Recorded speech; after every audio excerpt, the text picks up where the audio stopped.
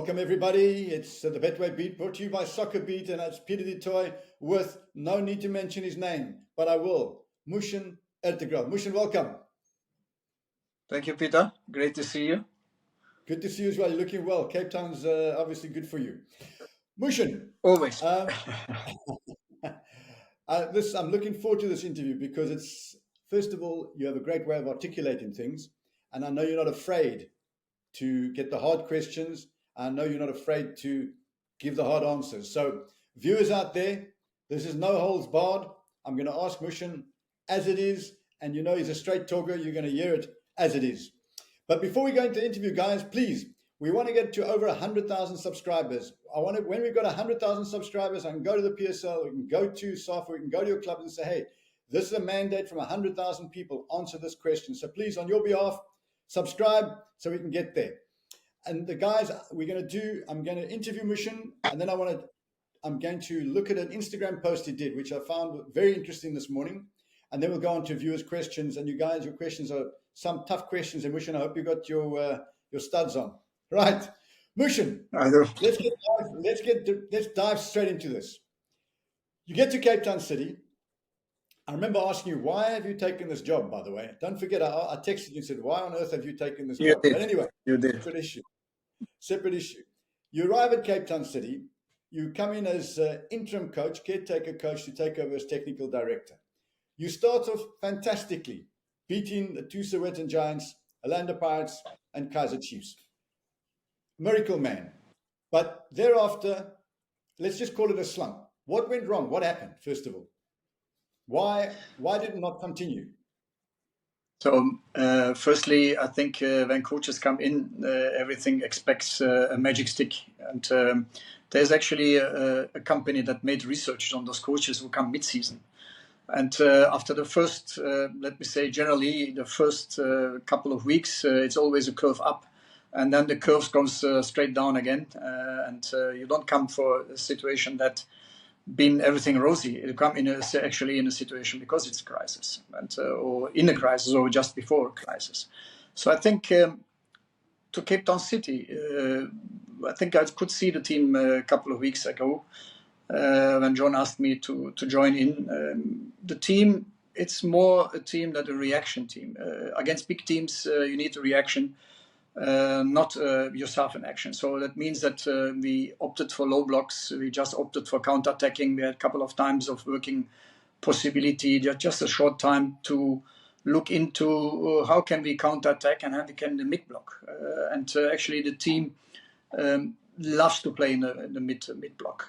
So it is, you don't need much creativity into, any team can block if you do the right, because it's momentum that when you lose the ball in a defensive structure. And then you find those openings, any team will give you the openings because there is no system, no organization pattern that it's 100% right to choose that way, because there will always be some mistakes in any tactical patterns. So for us, that on that time was very quickly to find solutions in a mid block, suit the team very well, and we had very quick counter-attacking possibilities, and there we scored. And yes, and after that, the most important for me that when we was talking to John as well, he wanted to have a team that wants to more the ball position, but for ball position, playing ball position, that structure needs at first, I think, a little bit time to work on it. And yes, here and there were patches, but the team feels much more happy in a way that can wait for the right timing to attack the opponents, because the opponents are and very vulnerable when they are attacking.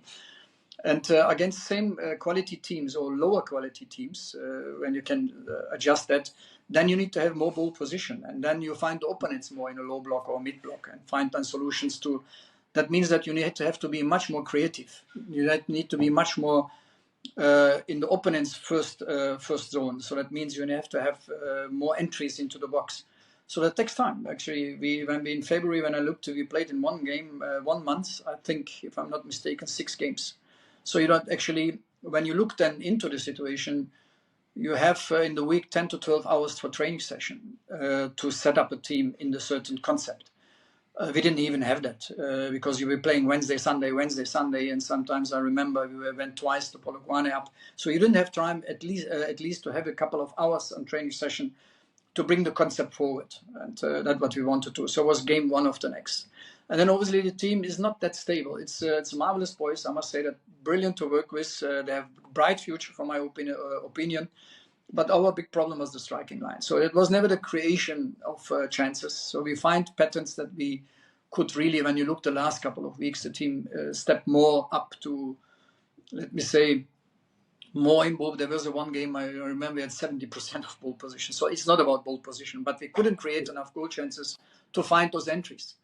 And so I think the striking line was the biggest problem. So in the end, then you played that open, and you will opponents always find some counters, and that actually was always against us. And against the Chiefs again, we played in Joburg. I think a marvelous game. We could have won it, should have won it. Same the away game against Pirates, where we really only reacted on some counter-attacking situations. So that's for the team, actually, for me, more applicable on a concept than really having tried to dominate the game on ball position. That's for Cape Town City concept, for my opinion. That was the reason. I want to go back to that, but you mentioned Kaizer Chiefs and Orlando Pirates. Just on an aside, what did you think of the Pirates team when you played them this season? Compared to other previous Pirates teams? I think we should have beaten them twice. Was a bit unlucky. Remember that the second goal they scored was offside. It's been later on in the TV proven from the former referees. We had a couple of good entries. So again, Pirates comes with guns blazing, and they have always a pattern where the concept of attacking format is already brilliant. They have a brilliant team, nothing, but we will always find solutions that you will counter them in certain aspects and certain times of the game. So that has given us a lot of opportunities, and I think we could have even went very early into the lead, and then we went into the lead, but we couldn't hold on to it, and then obviously it went more in low block. We went more in low block. So then you need to have the first ball, second balls being prepared to get out of this pressure. And they're on you. They have the second, the moment when they lose the ball, they pressure you again. So we need to find solutions. You need to work on that. So there are elements that it's not done by overnight. It has to be done. So you come in as a coach. That means you need to find a little bit more time to assess those elements to get better. And obviously, same for Kaizer Chiefs. I think the concept, the strategy of only attacking formats that makes them very, very much vulnerable as well. Good. Both Chiefs and Pirates, but Chiefs even more so, both very vulnerable to an counter attack. They don't seem to be. Yeah, no. If you get behind the defensive lines, which is sometimes the first ball, second ball, the third ball, you don't lose it. That you make sure that you don't lose it, and that makes you come now at least 10, 15 meters out. And then obviously the quick players over the wings, first balls to the side, and then deep. You really middle in the heart of the opponents. So that cost generally Kaizer Chiefs a lot of problems. So the concept of strategy sometimes is not 100% on ball position. Sometimes it's just the concept of really finding the methods how to counter attack, and that's sometimes for certain teams very, very, very effective. And that was for us because we could really counter very quickly. But then also you need have those in the box. When you look to world football at the moment, which sometimes some telling me about evolution of the football. Yes, I'm in that part of the world. In that evolution, I'm actually in that part. I was not on the Swiss mountains milking cows, because I was really involved in very high demand on analyzing and really bringing the concept out, even of our national team in Turkey, what we have to play, how we have to play, the world football trends, what is happening. 90% of the goals happen in the box. We call that the golden zone, 1 touch, 2 touch. So that means you need to have quality players up front. And obviously there are a lot of elements that you need to work on, but you need to work on it. So you cannot just have the stick and just explain. There are elements that you have to work on it. Well, I think if people go on your LinkedIn account, fans out there, you'll see Mushin's work with the different international FIFA and the Turkish Federation for all of you to see. Just on my own observation, incidentally, we'll move on. Watching Chiefs, Pirates, and Sundowns this season compared to previous seasons, the one big difference I can see is, even with Sundowns, is that you get many more opportunities to score against Sundowns, Chiefs, in particular Chiefs, and Pirates than previously. But that's a separate issue. So, Mushin, I'm very interested to hear, what did John Comitas tell you when the relationship ended? Because there are a couple of points. Once you tell me that, there are a couple of points I want to bring to the table, which I found quite strange. But he called you in and said, "What?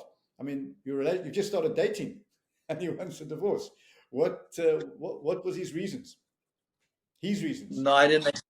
I didn't expect that at all. I must say that because I thought we had this couple of meetings about players, about tactical, about the way forward. Sometimes just on the phone, and because we really turned every stone over, and that was his words. So you have really turned every step over. Even that was he was saying. Even after the last loss against. A team that was under us. It was really heartbreaking because we had 70% on the ball and we were really attacking, and I think the team played really good. But in the end, I could see the boys have really tried everything. So after the game, I went and hugged everybody and said, "Guys, come. Next week you have another opportunity, but you really did everything. You can't. You're not animals. You cannot go onto the boys and hit the boys then." And they really tried the best. Sometimes it's just not good enough. So. And really, I went. I mean, even that he was mentioning it, that even you were hugging every player after the game, that giving them hope. I say, of course, you need to give them hope because in the end they did try. We see that what they're doing, and it's in the end that one right decision would have brought the goals in, but there's always wrong decisions we took. And in the end, obviously, we coaches are those ones. Look, I always say that. Also mentioning that a lot of times that. The responsibility is never go up. Responsibility will always go down. And it will always fall into the feet of the coach. And so whatever you do in the end, it's in or out. It's never you have success or not success. So in the end, you said you turned every stone over. Let's try the luck and try something else. I accepted that in the end. So what you want to say is there's nothing that you can say about it. But what I don't understand, there are three things I don't understand, Mushin, and I want you to address all three separately. The first thing I don't understand is you came in there as a caretaker coach. So I can understand him saying to Diogo Peral, who's a good friend of mine as well, and a good young coach, and Roger de Sá, also a good friend of mine, coming in as to support him, that they carry on till the end of the season to try and break the luck, which I can understand. But then why not keep you to your original job as technical director for next season? I don't know. We have not even spoken about. So there must be some reasons that he has in his mind. Previously, I think there's the Dutch coach coming in for next season. That's the next question I want to ask you, Mushin. I didn't text you on this because I didn't want to rock the boat or create a problem. But obviously we hear through my contacts all over the place what's going on. And I get a phone call saying to me, "Do you know that the new next season, the coach Andries Ulderink is in Cape Town?" And I go, "Oh, interesting." And I thought, you know what? Maybe I should phone you, Mushin, and myself, you and him go for a dinner. And I thought, let me leave it. Then I speak to you and I ask you, "What do you think of the new coach?" And you tell me I wasn't even introduced to him. Now, in my head, I'm going, "You're going to be technical director next season. He's coming in as the head coach. Surely the chairman comes to you and says, 'Hey, Mushin, let me introduce,' and the head coach should be saying, 'Okay, Mushin, give me a rundown, a brief, let's keep in contact, send me videos, let's have a chat.' Yet you don't even speak to each other. I mean, that should have been No, he was watching some. What I got the information, he was watching some youth games, and obviously we had a game against. I like to have this once a while when we have a little bit of a time to play against our own youth. So and I was with John was sitting on the side. I even went to him and introduced myself. It's actually very embarrassing, and I think in that level where we have achieved now. It's a bit of I found that a bit of a strange behavior, and obviously I made up my mind in that. I will say it for you. The fact that I know you is not the issue. It's rude and insulting not to introduce. Yeah, it's insulting. Well, it was really, for me very strange. And then I went myself as you know me. I went introduced myself and then had some brief chat with him. But from that viewpoint, I knew there is behind the scenes something weird things going on. But in the end, another coach from Europe comes to the let me say to the area where you're working, and is not even been introduced to you. So that was for me the time that I realized probably there's something differently in his mind than that we will not over continue after the end of the season. So I thought we still could change the team's behavior. I think I have a great relationship with the boys.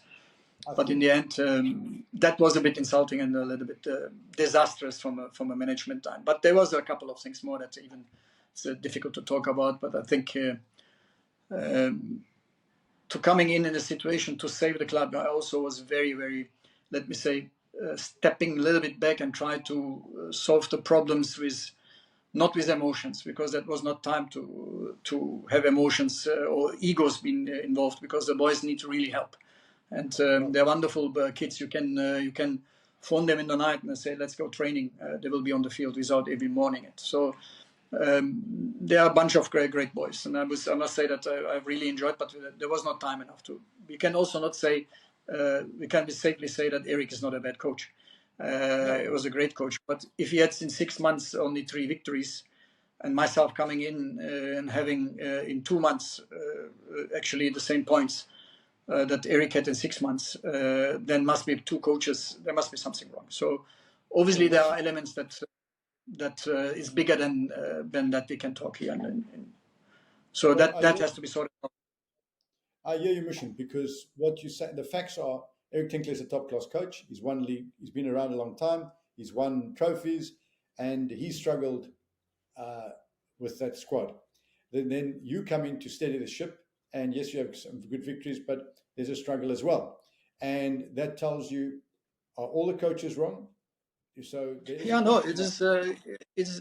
The reality is different. Look, go back. Everybody loves the stats. Let's go back to the stats. The year 2024, the whole year, half of the year from the last season, half of this season. Well, Cape Town City had only 7 victories. People forget that 7 victories only in the full year, full season. So then Eric, with the preseasons, in 6 months, 3 victories, 11 points when I took over. So that means there was something really in a crisis. So when you got into it with 11 points, these are the facts. Then you got in 2.5 months, 12 points. So I think even overcome the first 6 months. So. And that one of the next playing, one of the next without really preparing the team. So that means that shows you the stats. That doesn't lie. In the end, there are other elements that we could talk. But I think the boys really trying. Again, the game yesterday night, you could see they're really also very, how can I say that, very sensitive. They are afraid to make mistakes. They're not free to play. And this is the situation, you're in a spiral downwards. So there's a negative momentum happening in the team. That has to be sorted out, I think. So, Mushin, I find this quite interesting. So in January, you were voted Coach of the Month. Yes. So, like 6 weeks later, 4 to 6 weeks later, you fired. How do you go from being Coach of the Month to? Yeah, that's. Did you not ask sometimes him, how did I go from being? I've been here not even 6 weeks. How do I go from coach? I'm in the and had even more points than the previous coach, bringing the crisis situation, which I really love. I like really. Eric is a friend of mine and he's a great coach. So we both were practically had a big problem. So that means that there's other elements been wrong, but there are this is the strange thing. I'm 35 years in professional football and have coached all over the world, Premier Leagues, and I think been in a very high international level. Worked with one of the world's best players together, and I'm still learning the emotion side of football. I must say that this is something that really, sometimes I wonder where that comes from. You've been really a coach of the month and suddenly you're gone. So. These are elements that still me wondering still, but I feel also, let me say, a little bit go back, rethink a bit, because first, as any coach, you need to start with your own. What can you do better? And what is that what I don't achieve to get better beyond that goal, so that you can make those players The functioning was good, but in the end, the last movements, last decision under pressure. This is the element that I'm still busy with learning on it. And what makes me very, very, let me say, at the moment and at this time, get my head up again and say, you know what, I'm even motivated than ever before. And after all these years yeah. You're full of energy. You're still a young man. But talking about young men, actually, before I come to that, what I thought was going to happen, and Jorge Peral, I know he's been at City for a long time. He's done a great job with the young players. And I thought this is going to be a perfect opportunity. You've been technical director with all your experience, and in particular with your experience on being somebody who pushes youngsters into the first team. I thought it could have been a great opportunity for Jorge Peral to come in next season as maybe head coach with a senior experienced guy next to him like Roger de Sá, and then yourself at the top with your experience on youth football, on world football. And I thought that trio would have been very, very good, and you know, that you would have had a lot of good young players coming through. But the one problem that I saw at Cape Town City over the years, you know, if you keep cutting a tree's branches, the tree dies. Santos won the league with top players, and then they became a selling club. And I also worry about Stellenbosch always selling their best players. If you only bring in youngsters through and not recruiting well to replace what you sold, you will go on a slow trajectory down. The City trajectory has been a little quicker because I think City have become a selling club more so than winning a trophy club. And the same with Supersport. And that's why you see the two of them there.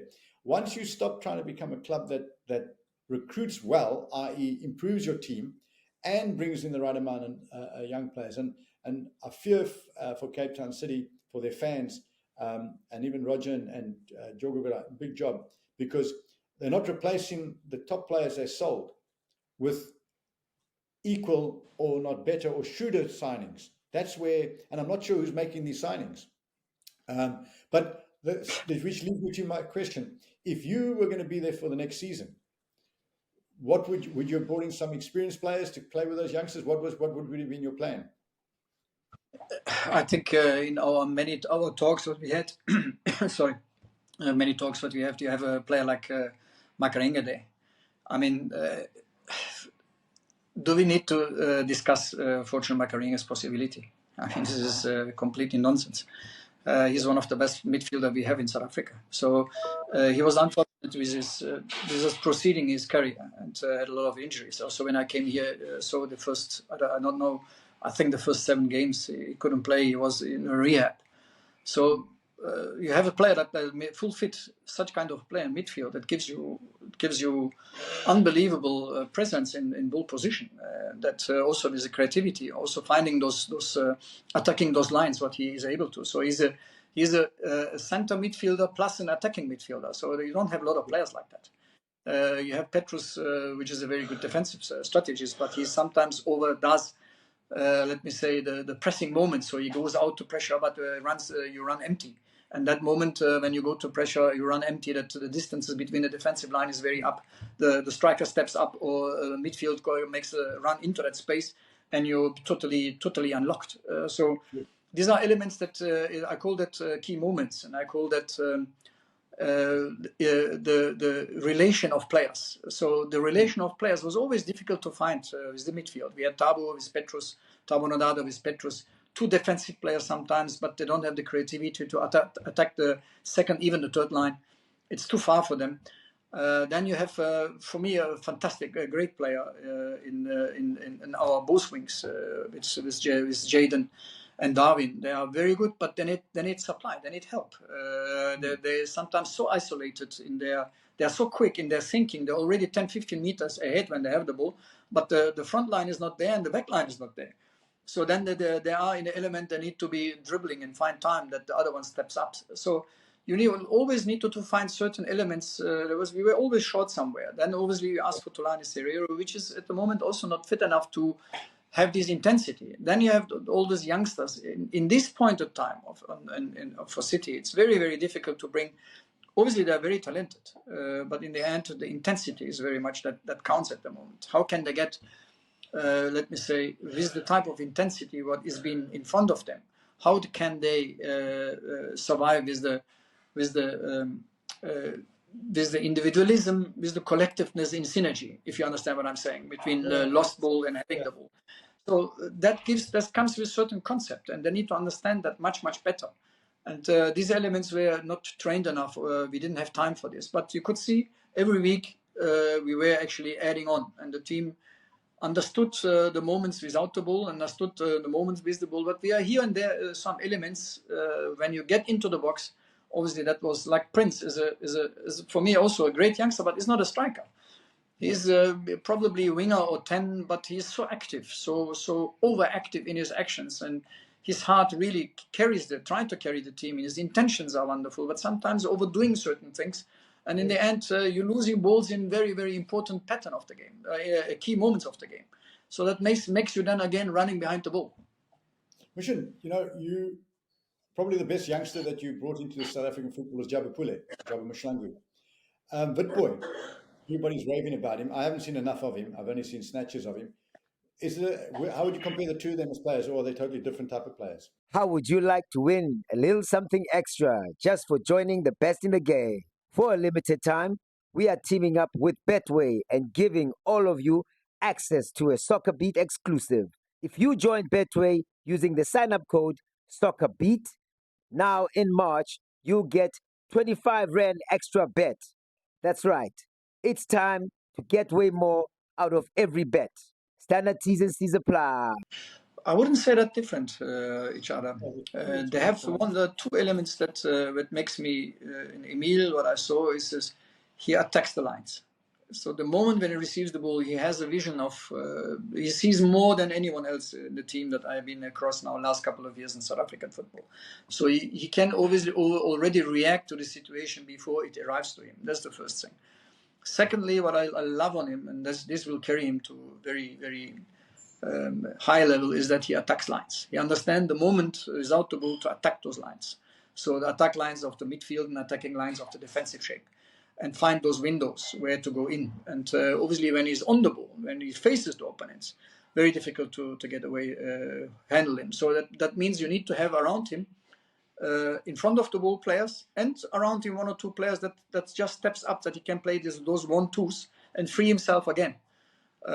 This type of players, you don't have that a lot. He has intellect, he has a football IQ, which I love, and I think he will go very far. But always, for my opinion, too much pressure on him already. We put him in a certain time in the game. I also would have brought him against Pirates in because I love to bring those youngsters against Pirates. I think the against Kaizer Chiefs he came in. He had not that good game here because the game was very intense and high and intense. So we brought him in to hold on to the ball a little bit. But Jabu was a different type of player in a way of attacking those lines with the ball, and he is also a very good player without the ball. So there are elements. I hope that the time when he comes, when he can play more games in that high intensity, when he's been on the lineup with 17 in next year, and get a little bit more the physical stamina, which is at the moment he needs to get that. And those players what he's playing now with the youth national team, that will bring him to another level. But it must stop now overseas with Liverpool and this part and that part. He needs to play some games and stabilize his intensity. But he'll obviously be too young for the World Cup next season. I wouldn't say so. Let's see how it shapes. I mean, obviously the coach, he's a very pragmatic coach in the national team. He knows what he's doing. Very pragmatic. He's very football IQ is very much important. But sometimes you need those type of players that can unlock any defense. Obviously, let him play the under 20 as well. These are I think more important for him at the moment. Rub shoulders with international level, even with the under 20s, which is a bit more one category higher. And now he needs to find also his stability in the lineup, and that will bring him, when you have 7, 8, 9, 10 games in row, that will bring him to another level. Difficult to come into a team that's not winning.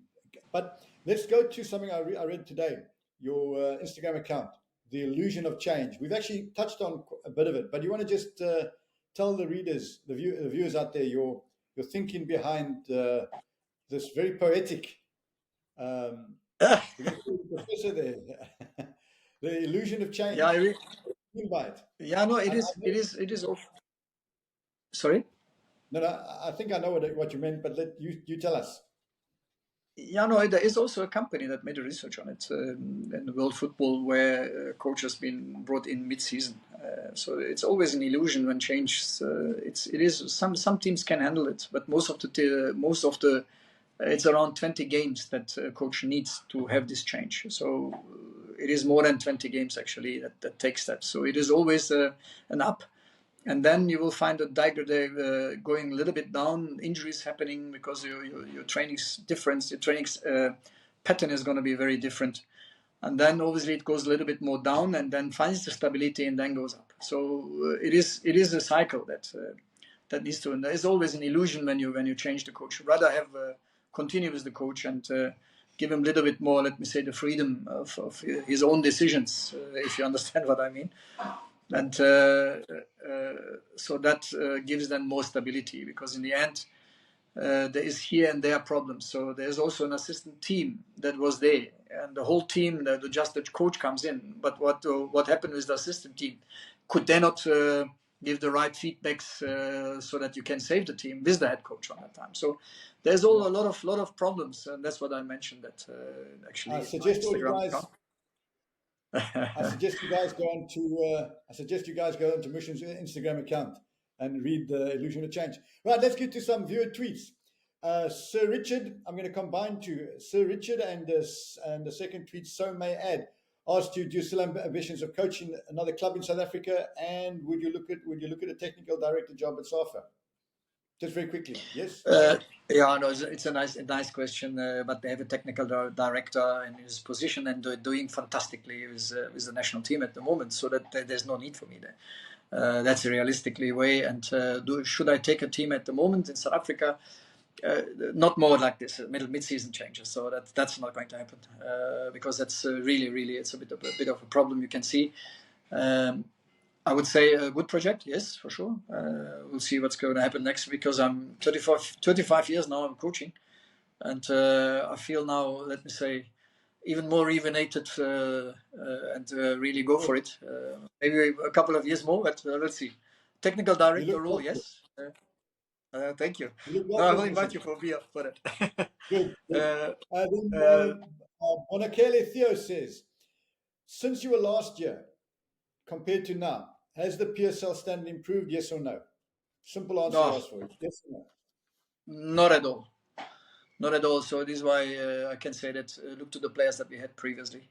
I mean, I can't stop from Sapula to, I don't know, I don't want to make any mistake to leave somebody out, but we had such a great players on that time.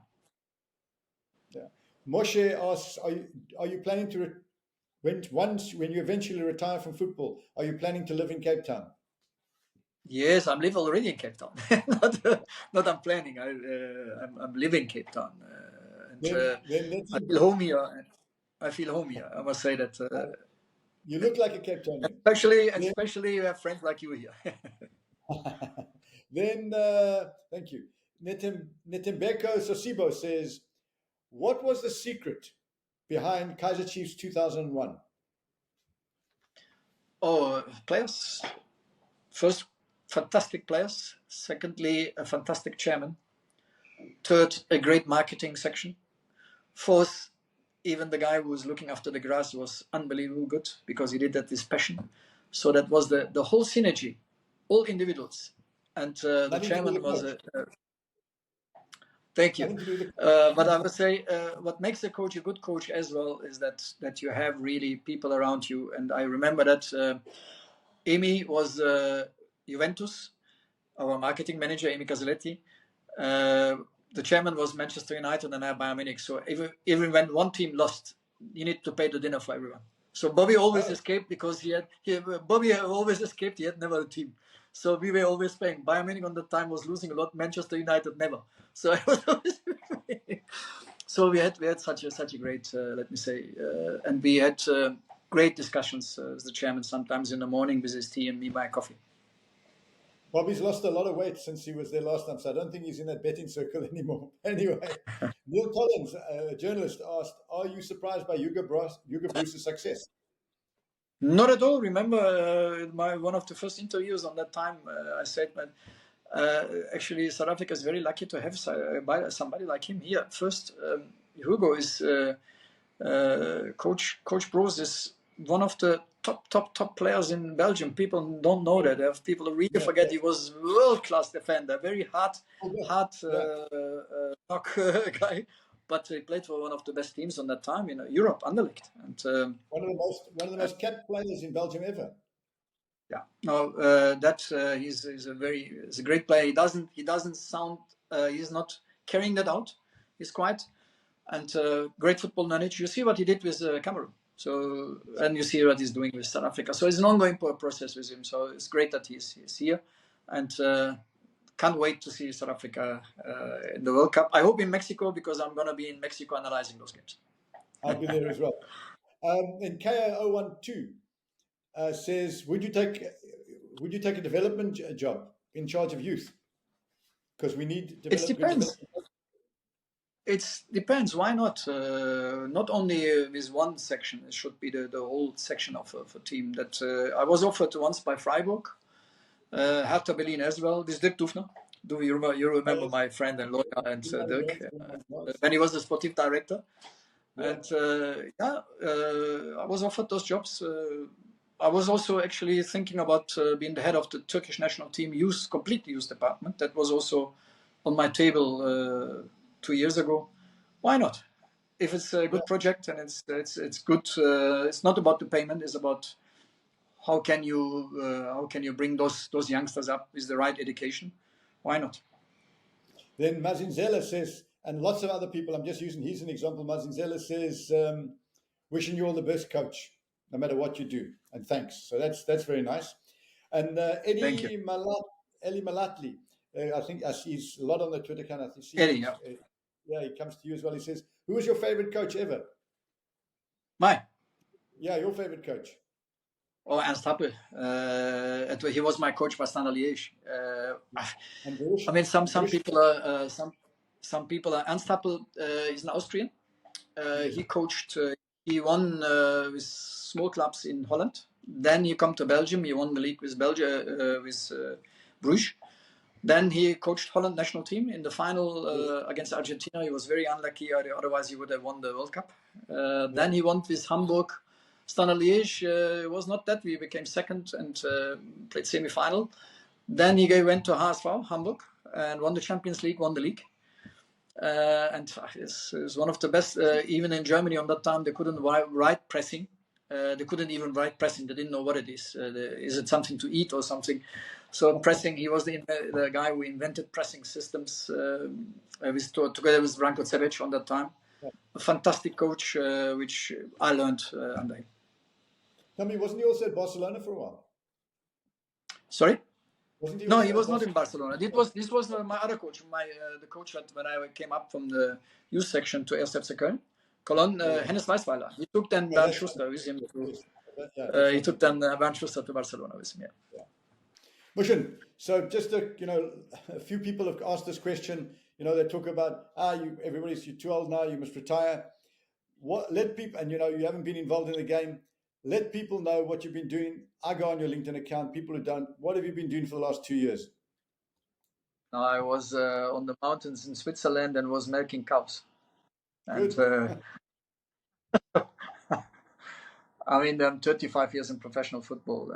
Most people also don't know that I'm a sports scientist and been involved with the football world government long years with the TSG, Technical Study Group. It means technical study, you study the game. And giving last couple of years I didn't do that much, but you're giving the people, the coaches, actually what is happening in world football, the trends, so that they can stay up to date. So I must be updated to the situation to be updating. That's what that's generally I did a couple of years, long years actually, and so it's actually say that older people don't do that because that's what we do. and going all over the world. Studied. Remember last year I was in long in Argentina, Buenos Aires for 3 months nearly, and looking into the world football, what they're doing better than the other side of the world, why they're world champion, and what are the youth, the best team in the world that sells the most players. And obviously very, very long involved with my Turkish national team, first in the Sportif, so later on advisor role in the technical committee, looking how to develop coaches, how to develop youngsters. Was in the committee, so I think I didn't go to the mountains that I said before. So there's always a perception that some people have, and in the end, I let me say in the under 20s, under 70s, because there you can see what are the trends, the better trends, not only in the first national teams. Which I think when we got a bit of grey hair, people don't realize it comes from experience. Mushin, I want to end on a lovely note. One of the tweets from a guy called Matt's brother says he said this to you during your Kaizer Chiefs days, and you'll know what it means. Merhaba abi seviyorum. Oh, thank you. Ben de seni seviyorum. Merhaba, nasılsın? What does it mean? Tell the viewers out there what it means. Abi is always the bigger brother. It says, hello, my brother, and I love you. So. Well, Mushin, thanks for all the good work you've done in South African football. We know you'll be back on the field soon, and appreciate all the time, and so do the viewers. Guys, thanks for watching. The Betway Beat brought to you by SoccerBeat, and all big thanks to Mushin Ertugral. Mushin, keep smiling, keep well, and don't forget to go on the Betway app and the SoccerBeat tab and get your 25 Rand extra bet. Cheers, Mushin. Thanks, man. Really enjoyed it.